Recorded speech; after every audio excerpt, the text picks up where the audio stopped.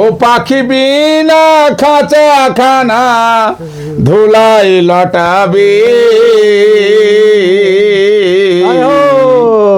এ দেহ খাঁচার কি দাসাবে।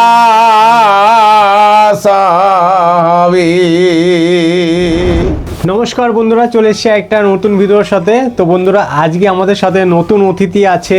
তিনি অনেক দূর থেকে এসছে। সত্যি কথা বলতে এত দূর থেকে এসে আমি কি বলবো, সেটা আমার ভাষায় হয়তো আমি কুল করতে পারবো না, কিন্তু আজকে ওনার মুখ থেকেই ওনার পরিচয়টা আপনারা শুনে নেবেন। আর উনি পেশায় কি করেন, যাবতীয় মানে কি করতেন, ওনার যে জীবনে একটা অভিজ্ঞতা আমি আজকে আপনাদের সাথে এই ভিডিওর মাধ্যমে আপনাদের তুলে ধরবো, যেটা নাকি আপনাদের জীবনও অনেকটা মানে খুবই সহজ এবং সরল হয়ে যাবে। তো চলুন ভিডিওটি শুরু করা যাক। তো সবার প্রথমে আমি এখানে পরিচয় করিয়ে দিতে চাই। তো আমার সত্যি কথা বলতে আমার একটা খুবই মানে প্রাণের থেকেও মানে প্রিয় একটা বন্ধু। তো সবার প্রথমে তোমার আমি নাম জিজ্ঞেস করতে চাই। তোমার কোথা থেকে এসছো, তোমার নাম কি, তারপরে তোমার পেশা কিরকম কি, তোমার জীবনী কাহিনী যেটা আছে আর কি, সেটা সম্বন্ধে তুমি একটু আমাদের যে বন্ধুরা রয়েছে তাদের সেই বন্ধুদের কাছে একটু খুলে বলো। আমার নাম হলো বকুল হাজরা। আমার বাড়ি হলো মুর্শিদাবাদ, বেলডাঙ্গা থানা, মহলা পঞ্চায়েত মহলা, এবং দয়েরধার বাড়ি আমার বাড়ি।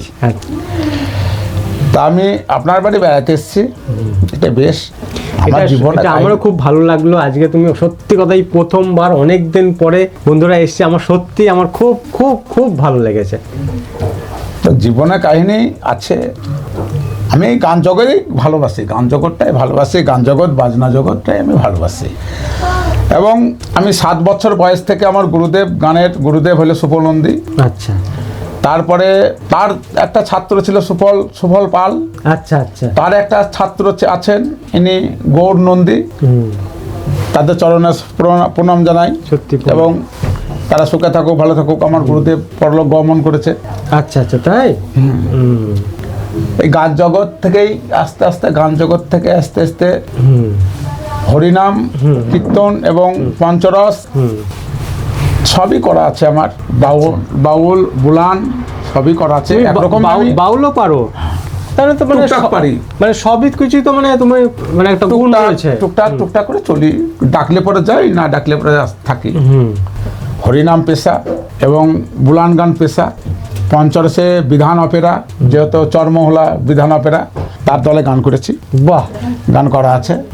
তা গান জগৎটাই আমার মেন এবং বাজনা জগৎটাই মেন। কাজকর্ম বাড়ির কাজ খুব কম। ছেলেপেলে মানুষ হয়ে গেছে। হ্যাঁ, যেটুন পারি ছেলেপেলে দিকে দিই, যেটুন না পারি দিই না। ছেলেপেলেরা যথেষ্ট সম্মান দেয় এবং সম্মানের খাতিরেই থাকি। এই তো গান।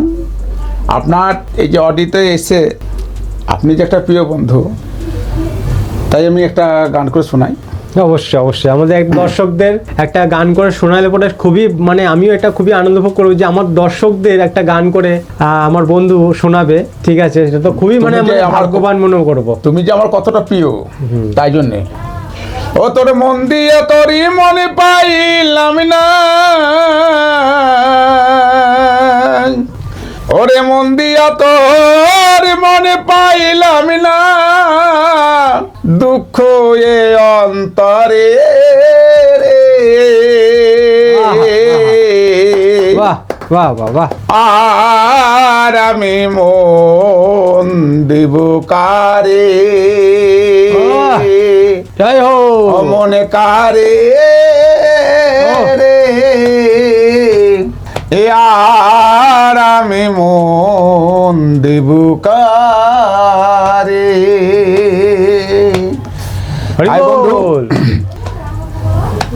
তোমাকে যে মনটা দিয়ে ফেলেছি, এই মনটা দেওয়ার আর ক্ষমতা নাই। তাই আমার গান জগতেরই আর প্রথম গান যখন আমি করি, আমি আমার এখানকার বুলান গান করেছিলাম। হ্যাঁ, সাথীহারা বুলবুল। প্রথম গান সাথীহারা বুলবুল। আমি নায়ক ছিলাম। ওরে আমি নায়ক ছিলাম এবং মহারাজ উনি নায়ক ছিলেন, নায়িকা ছিলেন। তা সেই গানের ইয়াতে আমার বিয়েটা হয়েছে বদ্রীনাথপুরে। বাহ, গান শুনে, ওই গান শুনে মানে তোমার ইয়েতে মানে ফিদা হয়ে গেছে। বিয়ে হয়েছে। বাহ। সে বিয়ে দেওয়া হইলো, হ্যাঁ আমার সিঙ্গেল পিসও ভালো, খারাপ না। আমরা দুজনা গদাগাড়ি, আমার শরীর স্বাস্থ্য তখন হুঁকা ছিল, মোটা ছিল, হ্যাঁ এখনো বেশ ভালো, এখনো বেশ ভালো এখনো আছে। বেশ ভালো। তবে আমার গিন্নিটা এবং একটু কমা হয়ে গেছে, না যাই হোক, এত দুজনা যে রেস্কায় আমাদের জায়গা হয়নি, তা কি করব। এখন আছে গান জগৎটাই খুব সুন্দর জিনিস এবং গান বাজনাটা খুব সুন্দর, তবে এর মধ্যে কষ্ট আছে, এর মধ্যে সুখীও আছে। গান জগৎ বাজনা জগৎ ছাড়া কোনো জগৎ নাই। ঠাকুর মানুষকে ভালোবাসো, মানুষের সঙ্গে চলো, মানুষ কিভাবে ভালোবাসবে তারাই জানবে। একদম। গান জগতের মধ্যেও আর সেরকম আর কোনো কিছু নাই, কারণ গানটাই হচ্ছে মানুষের সব থেকে মন ছোঁয়ার মতো একটা জিনিস, মানুষকে আনন্দ দিয়ে, আনন্দ দেওয়ার একটা আনন্দ জিনিস, দিয়া এবং আনন্দ লিয়া, আনন্দ নেওয়া। হ্যাঁ একদম একদম, সেটা একদম বাস্তব, এটা একদম বাস্তব। সব কিছু যে কোনো মানুষ শুরু করে তার গানটা দিয়েই শুরু হয়, তার গলার সুরটা দিয়েই শুরু হয়। ওকে। আর এই গলার সুরটা সবার প্রাণে মনে ছুঁয়ে যায়, ছুঁয়ে যায়। একদম এটা বাস্তব সত্যি কথা।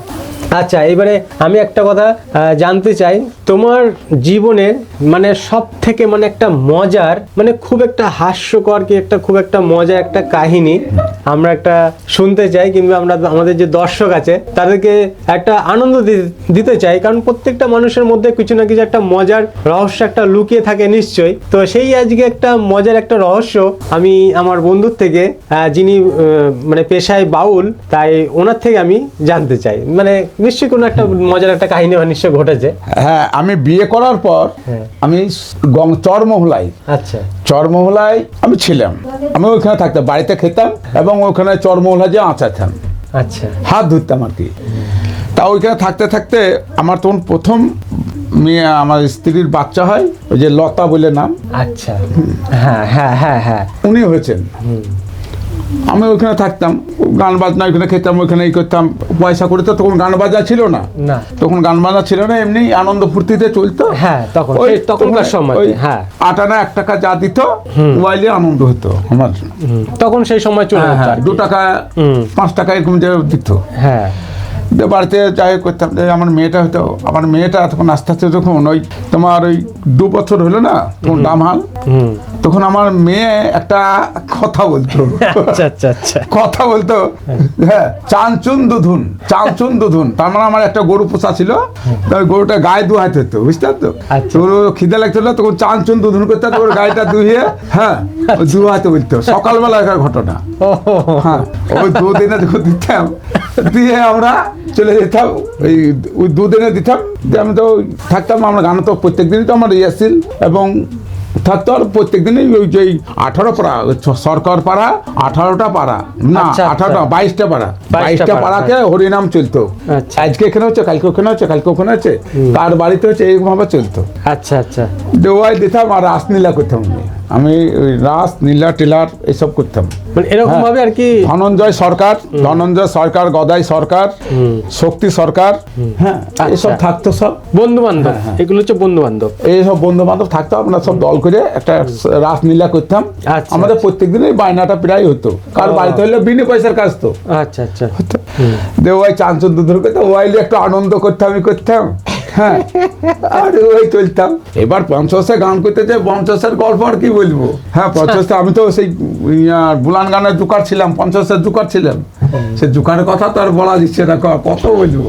হ্যাঁ, সেসব নিয়ে সেটা একটা খুবই একটা রহস্য, একটা হাসি কত, হ্যাঁ হাসি কত জিনিস, হ্যাঁ হ্যাঁ হ্যাঁ, আমাদের যেটা হয়তো আমরা এসব করেছি তো, আর এত হাসি কত জিনিস আছে, তা সেসব কথা বলা যাবে, বহুত হাসি কত জিনিস আছে, সে তো বলা যাবে। রাখো, আমরা সেসব জায়গায় থাকতে গেলে একটা নির্মল জায়গায় থাকি, গান বাজনার জায়গায় থাকলে হাসি কত ছাড়া চলা যায় না, না না না, একদম সেসব কথা বলা যাবে না, একদম বাস্তব, একদম বাস্তব। আচ্ছা, আরেকটা জিনিস আমি এখন আরেকটা জিনিস খুবই জানতে চাই, যেটা আমার মনে হয় এটা সকল দর্শকদের সবার মনে জানা উচিত, যে জিনিসটা হচ্ছে মানুষের মানে বাঁচতে গেলে ঠিক সত্যি মানে কোন পথে অ্যাকচুয়ালি মানুষকে মানে চলা উচিত, এই জিনিসটা আমি আর কি, এটা মানে এটা দেখুন, এটা হয়তো অনেকের কাছে এটা বেসিক সাধারণ ব্যাপার, কিন্তু তবুও আমি আমার বন্ধুর থেকে এটা তার নিজের মানে জীবনের অভিজ্ঞতা দিয়ে আমি শেয়ার করতে চাই। মানে তার জীবনে তার বিচার কি বলছে, তার বিচারটা কি মনে হয়, মানে অ্যাকচুয়ালি মানুষকে যে বাঁচতে গেলে কি চুরি চামার চামারি এইসব করে বাঁচাটা কি সব থেকে ভালো? কারণ ওটা তো অনেকের কাছে সহজ মনে হয়, যে কারোর কেউ পয়সা করি ইনকাম করে নিয়েছে, তাকে এক লাফ মেরে চুরি করে সেইগুলো ছিনতাই করে নেওয়া, এরকম করে বাঁচাটা উচিত নাকি সব থেকে মানে সৎ পথে কিংবা কিভাবে বাঁচাটা উচিত? সব থেকে মানুষকে ভালোবাসা দিয়ে বাঁচাটা বেশ, সব থেকে ভালোবাসা দিয়ে বাঁচাটা বেশ। এবং চুরি চামারি করে চলা যাবে না। চুরি চামারি করে চলতে গেলে পরে হয় কি, কিছুদিনের জন্য ওটা তার জন্য ভগবান আছে, তার জন্য লোক আছে। আচ্ছা, হ্যাঁ, তাহলে আজকে বাঁচতে গেলে কি করতে হবে? ভগবানকে ডাকতে হবে, চুরি চামারি না করে মানুষকে ভালোবাসো, মানুষকে নিজে খেটে খাও, নিজে খেটে খাও। না পেলে পরে খাবার তিনি যা জিনিস যা দিয়ার সে দিবেই। আজকে একটা খেপি মানুষ রাস্তায় ঘুরে বেড়াচ্ছে, তার খাবার আহার জোগাড় করতে পারছে না। হ্যাঁ, কিছু না কিছু তো খাচ্ছে। আচ্ছা, আর যে মায়ের পেটে আছে তার খাবার জুটছে না, তারও জুটছে। হ্যাঁ, একদম বাস্তব। হ্যাঁ, দেখো কে করেছে, তারও জুটছে। হ্যাঁ, তাহলে সে তারও জুটে, তাহলে চুরি চামার করে আমার লাভ নাই। হ্যাঁ, এই যে আমি বলছি যে আমি একমাত্র গান বাজনা ছাড়া আমি মাঠের কাজ এবং কোনো কাজ আমি করতে যাই না। হ্যাঁ, তবে সুযোগ পেলে পরে হাত খরচের জন্য করতে যাই আমি, তাহলে না তাতে আমাকে খাবার দিচ্ছে না কি, আমার ছেলে পেলে খেতে দিচ্ছে না? অবশ্যই দিবে। হ্যাঁ, আমি যদি ভালো ব্যবহার করে থাকি, মানুষের থেকে চলে থাকি এবং মা বাবাকে যদি দেখে থাকি, আমার আজকে আমি যদি মা বাবাকে দেখি, তাহলে আমার বেটাও মা বাবাকে দেখবে। হ্যাঁ, একদম। এই তো। তাহলে এর জন্য ঠাকুরকে একমাত্র ঠাকুরের উপরে ভরসা রাখা ভালো। এই জন্য ঠাকুরের উপরে ভরসা রাখাই ভালো, মানে সৎ পথে চলাটা ভালো। সব থেকে মানুষের জন্য এটাই মঙ্গল। হ্যাঁ, অপরের জন্য মঙ্গল, নিজের জন্যও মঙ্গল। হ্যাঁ, সৎ পথে চলাটাই ভালো, সব থেকে বেস্ট। তবে কর্মজগতে আছে, কিছু জায়গা আছে কর্মজগতে, যেরকম আমি তো ওটা তো বলা যাবে না যে কি কাজ করি। না, সেটা তো ওটা কোনো ফ্যাক্টর না। কিছু মানুষের অনেক সময়, এটা আমিও মানি যে কিছু সময় এমন পজিশন চলে আসে যখন সাময়িক কিছু মিথ্যা এটা বলতে হয়, ওটা চলে, কিন্তু আমাকে চলতে হবে। হ্যাঁ, ওটা তো চলে, মিথ্যা কথা তাও টুকটাক বেশি, ওটা তাহলে ওটা ছেলে পেলে মেনে নিচ্ছে। হ্যাঁ, এটা আমারই নাই। হ্যাঁ, কিন্তু তাই বলে এই নয় কাউকে ক্ষতি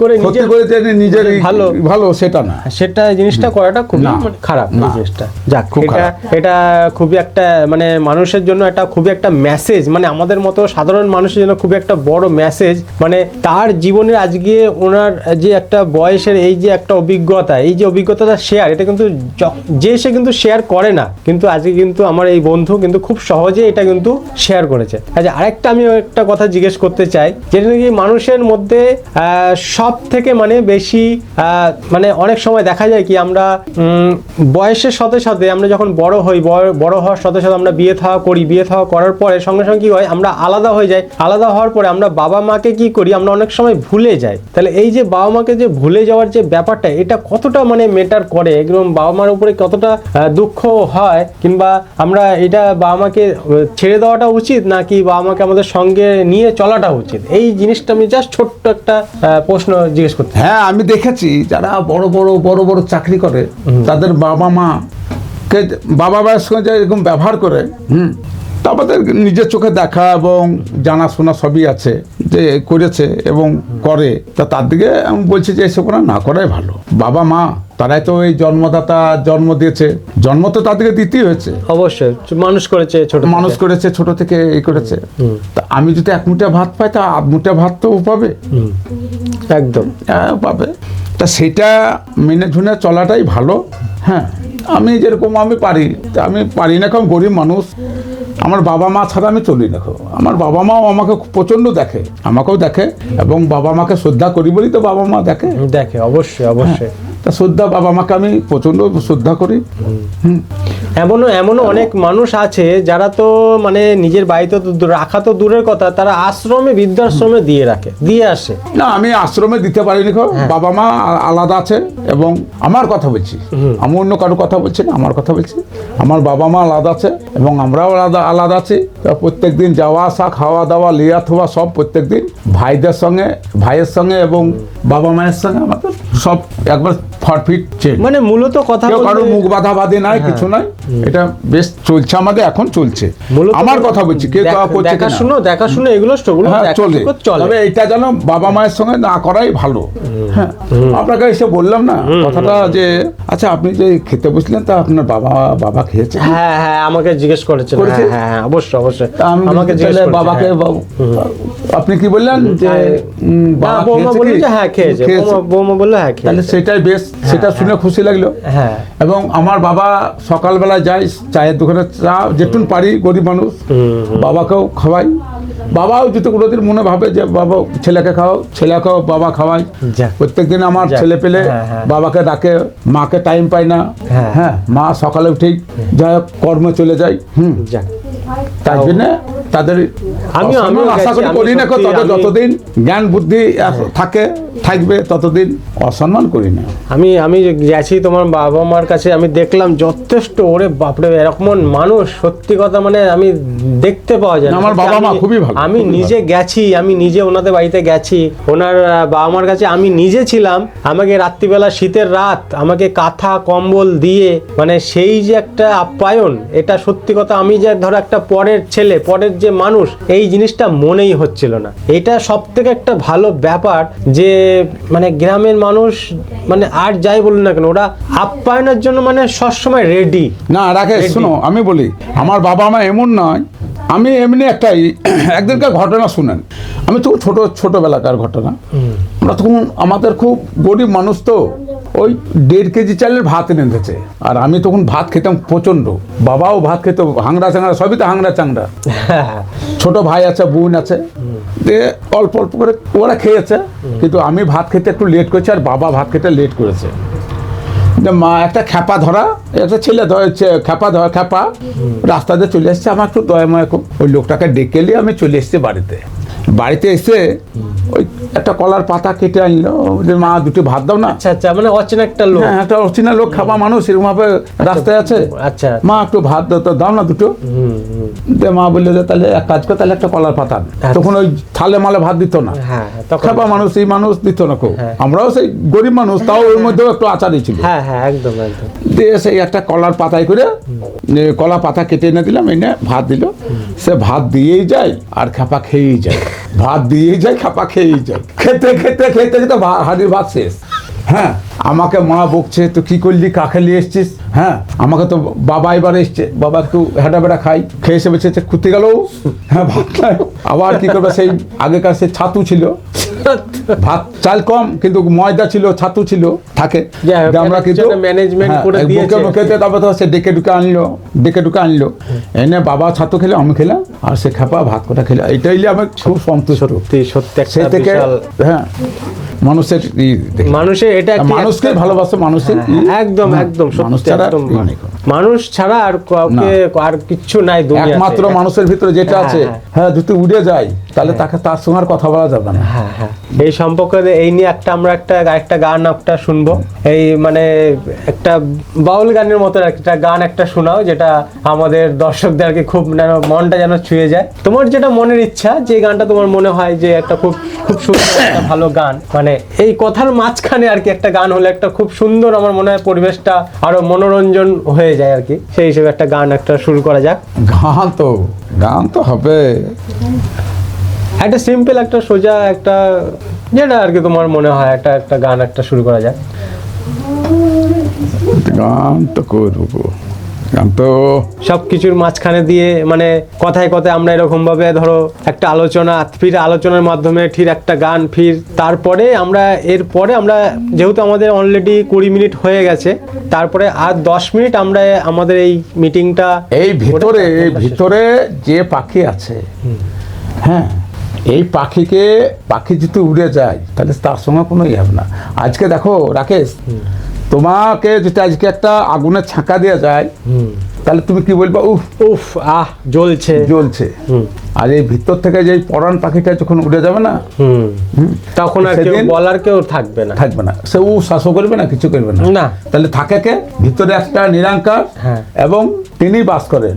হ্যাঁ, একদম নিরাঙ্কার। যে আপনার তোমার সঙ্গে কথা বলছে, যেই করছে, সেই যদি ভিতর থেকে বেরিয়ে যায়, তাহলে কে কার সঙ্গে কি করবে?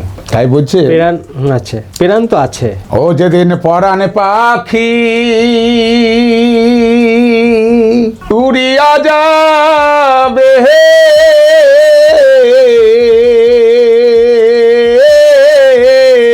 পাগলে মন আমার, এ দেহ খাঁচারে কি দশা হবে। ও যেদিন পরাণে পাখি উড়িয়া যাবে,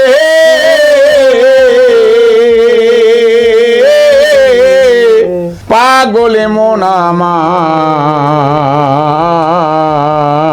এ দেহ খাঁচারে কি দশা হবে। ওরে পাখি যাবে উড়িয়া, খাঁচা রবে পড়িয়া। ও পাখি যাবে উড়িয়া, খাঁচা রবে পড়িয়া। ও পাখি বিনা খাঁচা খানা ধুলাই লটাবে। এ দেহ খাঁচার কি দশা হবে। ও যেদিন পরাণে পাখি উড়িয়া যাবে,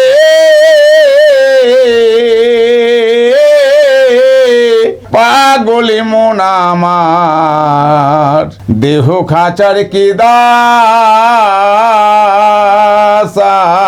হবে। তাই এই দেহখানি তার উপরে স্মরণপর করে দেওয়াটাই উচিত। একদম একদম বাস্তব কথা। এটা অনেকেই জানে না। আমাদের সব সময় স্বয়ং শ্রীকৃষ্ণের উপরে আমাদের সব সময় সমর্পণ করাটা উচিত। তাহলে আমাদের জীবনটা সার্থক হবে। আমাদের আর এই পৃথিবীতে আর আসতে হবে না। আর শ্রীকৃষ্ণের কাছে আমরা যদি আমাদের জীবনটা সমর্পণ করে দিই, আমাদের এই পৃথিবীতে আর আসতে হবে না। আবার কারোর যদি কোনো মনোবাসনা যদি অসম্পূর্ণ হয়ে থাকে, তাহলে কিন্তু আবার আমাদের এই পৃথিবীতে আসতে হবে। যদি আপনাদের মনে হয় যে আমার এই জিনিসটা আমার সম্পূর্ণ হয়নি, মানব জন্মে আমার এই জীবনটা সার্থক হয়নি, তাহলে যদি আপনার এই ইচ্ছাটা থাকে, তাহলে আপনাকে আবার পৃথিবীতে আসতে হবে। আর আপনার যদি সব রকম জীবনটা যদি সার্থক হয়ে যায়, আপনি মনে করেছেন না আমার জীবনটা সম্পূর্ণ, তাহলে আর এই পৃথিবীতে আসতে হবে না। আমি শ্রীকৃষ্ণের উপরে আমার জীবনটা অর্পণ করে দিলাম, ব্যাস। এই বলে আমরা আজকে এখানে শেষ করছি। আর কালকে আমরা আবার একটা প্রোগ্রাম রাখার চেষ্টা করছি, যে কালকে ঠিক এই সময়তেই আর এরকমভাবেই আর কি আরেকটা নতুন আরেকটা প্রোগ্রাম করব। আর আপনাদের এই গানগুলো কীরকম লাগলো, আর উনি পেশায় বাউল করে, গান করে, আপনাদের কীরকম লাগলো অবশ্যই কমেন্টে জানাবেন। দেখা হচ্ছে একটা নতুন ভিডিওর সাথে। ততক্ষণ ভালো থাকবেন, সুস্থ থাকবেন। নমস্কার বন্ধুরা। নমস্কার বন্ধুরা।